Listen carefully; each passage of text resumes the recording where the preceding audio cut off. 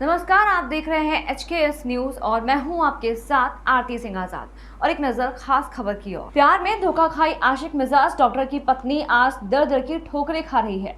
दर्जनों बार शिकायत करने के बाद भी आशिक मिजाज डॉक्टर पर अभी तक जिला प्रशासन की ओर से कोई कार्रवाई नहीं हुई है और पीड़िता सालों से इंसाफ के लिए सभी दफ्तरों की धूल फांक रही है, जिसको लेकर पीड़िता ने भविष्य में अपने साथ हुई किसी भी घटना का जिम्मेदार अपने पति आशिक मिजाज डॉक्टर को ही माना है।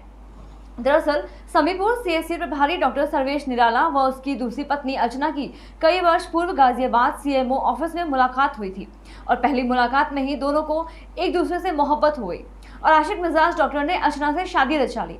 शादी के कुछ दिन बाद अर्चना को डॉक्टर सर्वेश निराला की दूसरी शादी की जानकारी हुई, जिसको लेकर दोनों में मनमुटाव हो गया। उसके बाद डॉक्टर सर्वेश निराला का बिजनौर ट्रांसफर हो गया। तब अर्चना सिंह ने भी अपनी नौकरी से रिजाइन देकर बिजनौर में दोनों की मोहब्बत के किस्से सोशल मीडिया पर वायरल होने लगे। डॉक्टर की प्रेमिका ने जब उसकी दूसरी शादी का विरोध किया तो आशिक मिजाज डॉक्टर ने उसको धक्के मारकर घर से बाहर निकाल दिया। तब से लेकर आज तक पीड़िता अर्चना सिंह आरोपी पर कार्रवाई के लिए अधिकारियों के चक्कर काट रही है। पीड़िता की माने तो अभी तक आरोपी डॉक्टर पर कोई भी कार्रवाई नहीं की गई है। फिलहाल पीड़िता अर्चना सिंह ने पिछले वर्ष भी CMO ऑफिस में धरना देकर आरोपी पर कार्रवाई की मांग की थी। तब जिले के वरिष्ठ अधिकारियों ने कार्रवाई का आश्वासन देकर धरना समाप्त करवाया था, लेकिन आज तक पीड़िता जिले के हर वरिष्ठ अधिकारी के दफ्तरों के चक्कर काट रही है, लेकिन कोई कार्रवाई नहीं हो पाई। फिलहाल पीड़िता ने मामले में कार्रवाई की गुहार लगाई है। जी मैडम, क्या समस्या आपकी यहाँ क्यों आई है? जी, मैं यहाँ पर कार्रवाई के लिए आई हूँ। मेरा नाम अर्चना सिंह है। मैं डॉक्टर सर्वेश निराला की पत्नी हूँ। डॉक्टर सर्वेश निराला और हम दोनों CMO ऑफिस गाजियाबाद में मिले थे। डॉक्टर सर्वेश निराला ने अपने आप को अनमेरिड बताकर मुझे बहला फुसलाकर मेरे साथ शादी किया। शादी के बाद हम दोनों बतौर पति पत्नी के तहत गाजियाबाद में रहने लगे। शादी के कुछ समय बाद मुझे पता चला कि ये पहले से भी शादीशुदा हैं और इनके बच्ची एक है, जिसका मैंने विद्रोह किया। विद्रोह करने के बाद इन्होंने बोला कि मैं अपनी पहली पत्नी को छोड़ चुका हूँ, मेरा उसके साथ कोई रिश्ता नहीं है, मैं आपके साथ रहना चाहता हूँ। और फिर इन्होंने अपना ट्रांसफ़र यहाँ बिजनौर में करा लिया। तब से फिर मैं इनके साथ रहने लगी। मैं भी वहाँ पर जॉब करती थी। इन्होंने बोला कि मेरे साथ ही रहना है, जिसके लिए मैंने रिज़ाइन भी करवाया। मैंने रिज़ाइन करके फिर मैं इनके साथ यहाँ पर रहने लगी। जब मैं यहाँ पर इनके साथ रहने लगी तब ये जो है मुझे बार बार धमकियाँ देते हैं, मेरे साथ बहुत ज़्यादा बदतमीजी कुकर्म सब कुछ करते आ रहे थे। जब मैंने इनका विद्रोह किया तो इन्होंने अपनी पहली पत्नी को अपने साथ मिला लिया और मुझे बोलने लगे कि तूने अपने बाप से पैसे लाए हैं, मेरे पहली पत्नी की शादी से तो इतने सारे मुझे सब कुछ मिले हुए हैं।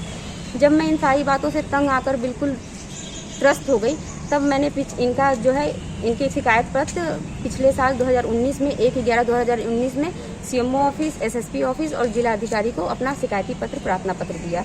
उसके बाद इन्होंने फिर मेरे साथ वहाँ पर 21/11/2019 को कॉम्प्रोमाइज़ करके बतौर पत्नी के तहत मुझे फिर से यहाँ पर रखने लगे। अब तब से मैं सर इन्हीं के साथ रहती हूँ।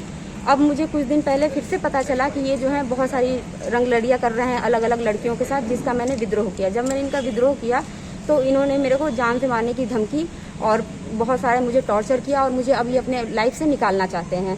और सर अगर इन केस मुझे कुछ भी होता है तो उसके जिम्मेदार डॉक्टर सर्वेश निराला, इनकी पहली पत्नी और उनकी माँ होंगी। मेरा नाम विकास कुमार आर्य, फाउंडर में national chairman anti corruption bureau and welfare foundation. Doctor Sarvesh Nirala की पत्नी अर्चना सिंह आज क्षेत्रीय अधिकारी मजूआत के यहाँ कार्यालय पहुंची थी, जहां पर CO साहब उपलब्ध नहीं थे, वो कहीं जा रखे थे। ऐसे में वो उन्हें कहीं से हमारे ऑर्गेनाइजेशन के बारे में पता चला।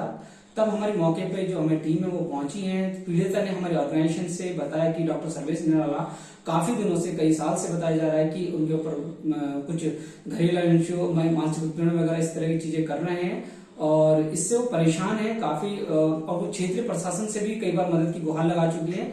उनका कहना है कि एक सप्ताह से वो पुलिस प्रशासन से मदद की गुहार लगा रही, पर अभी तक FIR तक नहीं दर्ज की गई है और ये एक निंदनीय घटना है और इसका हम विरोध करते हैं।